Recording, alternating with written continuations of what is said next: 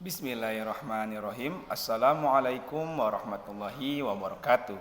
Selamat datang di kelas Ramadan Pak Fajar.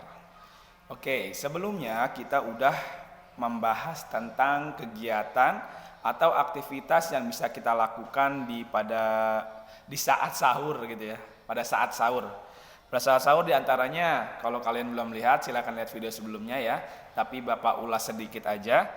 Bahwa pada saat sahur itu ada beberapa aktivitas yang bisa kita lakukan untuk menambah keberkahan dari puasa Ramadan kita. Yang pertama adalah ketika bangun tidur, ketika kita mau sahur, baru bangun tidur, ada 3 hal yang harus kita lakukan agar kita seger, supaya kita semangat gitu ya. Yang pertama adalah ketika baru bangun langsung kalian berdoa, Alhamdulillahilladzi ahyana ba'dama amatana wa ilaihin nusur. Ketika kalian bangun tidur berzikir atau mengingat Allah dengan cara berdoa. Selanjutnya ketika kalian sudah berdoa lalu kalian ambil wudu. Setelah kalian ambil wudu lalu kalian bisa melakukan sholat sunnah tahajud 2 atau 4 rakaat. Kalau kalian sudah melakukan sholat sunnah witir ketika kalian sholat taraweh, maka kalian gak perlu sholat witir lagi. Tapi kalau kalian belum sholat witir, ya, maka sebaiknya kalian akhiri sholat tahajud itu dengan witir. Sholat witir itu bisa berapa kali? Yaitu 1 rakaat, 3 rakaat, boleh 5 rakaat, boleh 7 rakaat. Kalau kamu khawatir waktunya keburu habis, dan kamu nggak kebagian sahur, ya udah 1 rakaat aja sholat witirnya. Jadi 2 rakaat sholat tahajud dan 1 rakaat sholat witir. Nah itu yang bisa kamu lakukan ketika kamu bangun tidur. Dan aktivitas lain yang bisa kamu lakukan seperti berzikir, terus berdoa ketika waktu sahur. Karena pada saat sepertiga malam terakhir atau pada waktu sahur itu Allah turun ke langit dunia. Allah mencari nih di mana hambanya yang bangun, yang memohon ampun atas dosa-dosanya nanti diampuni. Yang mempunyai hajat atau keinginan nanti akan dikabulkan oleh Allah. Wah, Masya Allah. Jadi jangan buang-buang waktu sahur yang cuma sebentar banget itu ya dengan nonton TV atau nonton-nonton hal yang nggak bermanfaat, nonton dangdut, nonton sinetron. Jangan. Waktu sahur cuma sedikit. Nah ini golden time, waktu emas. Kalian gunakan setiap detiknya dengan sebaik-baiknya ya. Kalian bisa berzikir, bisa baca Quran. Yang terutama kalian harus makan sahur karena ada keberkahan di waktu sahur, maka kalian harus makan sahur walaupun cuma dengan segelas air putih. Jangan tinggalkan makan di waktu sahur. Oke, selanjutnya kita akan membahas aktivitas pada waktu subuh. Ya, tadi pada waktu sahur. Sekarang pada waktu subuh. Apa yang harus kita lakukan? Yang pertama, ketika mendengar azan subuh disunahkan melakukan 5 amalan berikut ini. Yang pertama, mengucapkan seperti apa yang diucapkan oleh muazin. Nah, yang kedua, berselawat pada Nabi Sallallahu Alaihi Wasallam setelah mendengar azan. Selawatnya gimana? Allahumma sholli ala Muhammad atau Allahumma sholli ala Sayyidina Muhammad, atau boleh juga salawat Ibrahim. Tahu nggak salawat Ibrahim? Yaitu salawat yang kalian baca pada tahiyat akhir. Allahumma sholli ala Muhammad wa ala ali Muhammad kama sholaita ala Ibrahim wa ala ali Ibrahim wa barik ala Muhammad wa ala ali Muhammad kama barakta ala Ibrahim wa ala ali Ibrahim fil alamina innaka hamidum majid. Nah itu salawat Ibrahim. Yang ketiga, meminta kepada Allah untuk Rasulullah Sallallahu Alaihi Wasallam wasilah dan keutamaan sebagaimana yang disebutkan dalam hadis Jabir bin Abdillah. Meminta wasilahnya ada doanya, yaitu Allahumma rabba hadhihi da'wati tammah wassalatil qaimah ati Muhammadanil wasilata wal fadilah wab'athu maqama mahmudalil ladzi wa'addah. Nah itu doa selesai azan kan, yang kalian tahu kan. Nah itu intinya dari doa itu adalah meminta wasilah untuk Allah, untuk Rasulullah kepada Allah. Meminta kepada Allah wasilah. Wasilah itu apa? Wasilah itu adalah tempat di surga untuk Rasulullah gitu ya. Nanti kita bahas ya. Lalu yang keempat, membaca asyhadu alla ilaha illa Asyhadu alla ilaha illallah wahdahu la syarikalah wa anna Muhammadan abduhu wa rasuluh. Raditu billahi rabbah wa bi Muhammadin rasulah wa bil islami dina. Sebagaimana yang disebutkan dalam hadis Sa'ad bin Abi Waqqas. Nanti kita bahas juga tuh. Yang kelima, memanjatkan doa sesuai yang diinginkan selama tidak ada unsur-unsur kemaksiatan di dalamnya ya. Oke, dalil untuk amalan nomor 1 sampai nomor 3 disebutkan dalam hadis dari Abdullah bin Amr bin Al-As radhiyallahu anhu. Ia berkata bahwa ia mendengar Rasulullah Shallallahu alaihi wasallam bersabda, yang artinya, jika kalian mendengar muazin atau orang yang azan, muazin itu orang yang azan ya,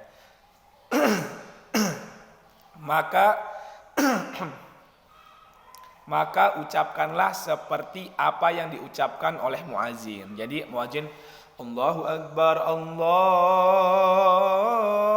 Akbar. Nah kalian baca Allahu Akbar, Allahu Akbar. Pelan aja, disirkan aja, kecil aja suaranya.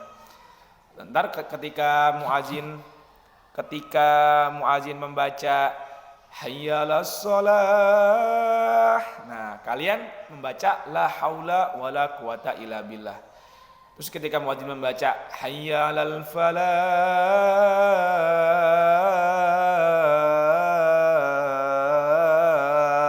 nah ketika muadzin membaca hayyalal falah, kalian la haula wala quwata illa billah. Nah selain itu samain perkataannya sama perkataan muadzin, Allahu Akbar, Allahu Akbar, asyhadu alla ilaha illallah, asyhadu alla ilaha illallah, dan seterusnya gitu ya. Lalu kemudian berselawatlah untukku. Nah, jika kalian mendengar muadzin, ucapkanlah seperti yang diucapkan oleh muadzin, kemudian berselawatlah untukku. Nah, tadi mengucapkan yang sama dengan muadzin, lalu berselawat, Allahumma sholli ala sayyidina Muhammad atau Allahumma sholli ala Muhammad, sama aja ya. Karena siapa yang berselawat sekali, maka Allah akan berselawat padanya sebanyak 10 kali. Apa maksudnya Allah berselawat kepadanya? Maksudnya adalah Allah memberi ampunan dari dosa-dosa kepada orang yang berselawat. Masya Allah. Kita berselawat 1 kali, Allahumma sholli ala Muhammad wa ala ali Muhammad. Lalu Allah mengampuni 10 kesalahan kita. Masya Allah.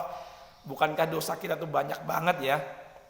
Dan kalau mau masuk surga, atau kalau surga kejauhan misalnya, kalau mau doa kita dikabulkan, mau jalan kita dimudahkan, itu syaratnya harus dihapuskan dulu dosa loh. Benar. Yang membuat doa kita nyangkut itu dosa. Yang membuat hajat kita, keinginan kita gagal, nggak terkabul, itu dosa. Yang mengundang masalah-masalah kita itu dosa. Ya. Dan dosa-dosa itu, penyebab kesusahan dalam hidup kita itu bisa dihilangkan dengan berselawat. 1 kali berselawat, 10 ampunan dari Allah. 1 kali berselawat, 10 kali ampunan dari Allah. Masya Allah kan. Makanya banyakinlah selawat ya. Tentunya selawat itu adalah sunnah ya. Tidaklah amalan sunnah ya, tidaklah amalan sunnah itu menjadi ibadah jika sholat wajibnya tidak dikerjakan. Enggak. Jadi kalau wajibnya udah dikerjakan, barulah amalan-amalan sunnah seperti sholat sunnah, puasa sunnah, sholawat, zikir dan yang lainnya itu berpahala kalau yang wajib-wajibnya udah beres ya. Jadi jangan kalian saya mau berselawat aja, nggak puasa, nggak sholat, terus nggak bayar zakat ya. Yang wajib-wajib nggak dikerjain, saya mau berselawat aja.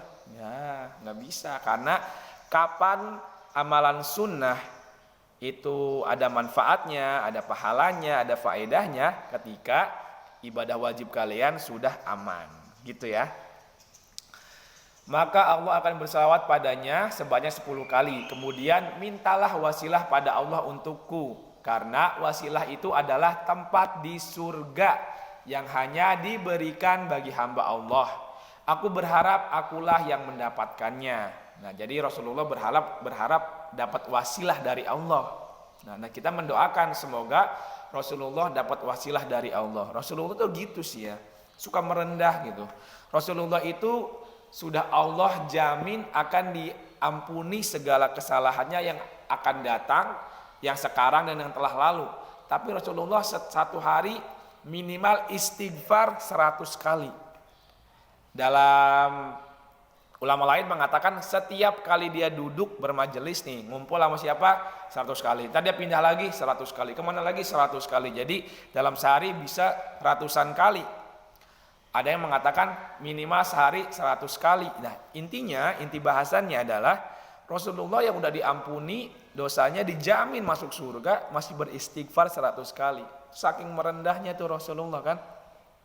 Rasulullah juga sudah dijamin segala kesalahannya akan diampuni, tapi dia tetap melakukan sholat sunnah yang sampai bengkak kakinya. Ketika ada yang ngomong, ya Rasulullah, kau kan udah dijamin masuk surga, kenapa sholat sampai segitunya sih? Kata Rasulullah, emang nggak boleh aku berterima kasih kepada Allah? Wujud terima kasihnya Rasulullah dengan melakukan apa yang Allah senangi. Masya Allah kan? Masya Allah. Kalau kita mungkin ya, kalau kita nih dijamin masuk surga, udahlah, ngapain sholat, ngapain puasa, udahlah diem aja nunggu mati masuk surga, udah dijamin kok. Kalau Rasulullah enggak. Rasulullah walaupun udah dijamin, Rasulullah tetap beristighfar, Rasulullah tetap melakukan sholat sunnah, sholat wajib yang luar biasa banget ya. Bahkan dalam satu riwayat dikatakan sholat tarawihnya Rasulullah itu, sholat tarawihnya itu dari habis isya sampai menjelang subuh, sampai ada sahabat yang mengira kayaknya nggak bakal sempet nih makan sahur, saking mepetnya ke waktu subuh. Itu sholat tarawihnya Rasulullah tuh, ya kayak gitu. Kuat nggak kita? Ya kalau kita nggak kuat, kalau kita bisa melakukan yang sama dengan Rasulullah, lakukan. Tapi kalau kita nggak kuat, ya paling nggak jangan ditinggalkan semuanya, lakukan semampu kita, gitu ya. Oke, Rasulullah meminta tolong kepada kita untuk memintakan wasilah kepada Allah untuk Rasulullah. Padahal Rasulullah sudah dijamin surga. Rasulullah dijamin surga. Bahkan nggak boleh ada yang masuk surga. Nabi-nabi manapun nggak boleh masuk surga sebelum Nabi Muhammad duluan yang masuk surga. Kalau Nabi Muhammad udah ngetok pintu, tok tok tok tok, assalamualaikum. Siapa itu? Kata penjaga surga. Aku Muhammad. Ya, jadi ketika tahu itu Muhammad, kata malaikat, sesungguhnya aku tidak boleh membuka pintu kecuali setelah engkau masuk. Jadi orang pertama yang masuk surga adalah Nabi Muhammad, dan umat pertama yang masuk surga adalah umatnya Nabi Muhammad sallallahu alaihi wasallam. Masya Allah. Kita nih umat Nabi Muhammad. Mudah-mudahan bukan cuma kita yang mengaku sebagai umat Nabi Muhammad, tapi Nabi Muhammad juga mengakui kita sebagai umatnya. Allahumma sholli wa sallim ala sayyidina Muhammad. Allahumma sholli wa sallim ala sayyidina Muhammad. Allahumma sholli wa sallim ala sayyidina Muhammad. Nah, siapa yang memintakan wasilah untukku, kata Nabi Muhammad nih, siapa yang berdoa kepada Allah, minta wasilah untuk Nabi Muhammad, dia berhak mendapatkan syafaatku. Nah, nanti ada pertolongan dari Nabi namanya syafaat. Ya, jadi dia akan menolong siapa aja yang Rasulullah kehendaki dengan izin Allah gitu ya. Dengan izin Allah, Rasulullah diperbolehkan memilih orang-orang yang bisa diselamatkan dengan syafaatnya beliau. Masya Allah. Semoga kita dan keluarga kita termasuk dalam orang-orang yang Allah izinkan mendapatkan syafaat dari Nabi Muhammad SAW. Amin ya Allah. Adapun meminta wasilah pada Allah untuk Nabi SAW disebutkan dalam hadis dari Jabir bin Abdillah radhiyallahu anhu. Rasulullah SAW bersabda yang artinya, barang siapa yang mengucapkan setelah mendengar azan, Allahumma rabb hadhihi da'wati tammah, dan seterusnya ya tadi ya sudah Bapak sebutkan, yang artinya ya Allah ya Rabb pemilik dakwah yang sempurna ini, salat yang ditegakkan berikanlah kepada Muhammad wasilah dan fadilah, dan bangkitkanlah beliau sehingga bisa menempati makom atau tempat yang terpuji yang telah engkau janjikan padanya. Nah, siapa yang mengucapkan doa itu, kata Nabi Muhammad, maka dia akan mendapatkan syafaatku kelak. Masya Allah. Ada juga amalan sesudah mendengar azan, jika diamalkan akan mendapatkan ampunan dari dosa. Ampunan lagi dari dosa. Selawat diampuni dosa. Ini ada lagi nih amalan lain yang bisa mengampuni dosa. yaitu siapa yang mengucapkan setelah mendengar azan asyhadu alla ilaha illallah wahdahu la syarikalah wa anna muhammadan abduhu wa rasuluh raditu billahi robba wa bi muhammadin rasulah wa bil islami dina. Nah, siapa yang membaca itu maka dosanya diampuni. Masya Allah, ringan di lisan lalu dosa diampuni. Yang dengan hilangnya dosa maka hidup kita akan menjadi mudah, musibah akan jadi hilang, kesusahan akan dihilangkan oleh Allah. Masya Allah, dengan kalimat yang ringan di lisan. Masya Allah kan, keren. Betapa Allah sayang kepada kita, ya kan?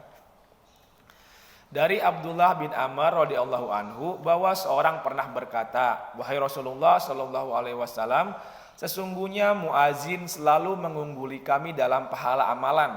Sungguhnya itu orang yang azan tuh pahalanya banyak banget, kalah kita mah ya Rasulullah gitu.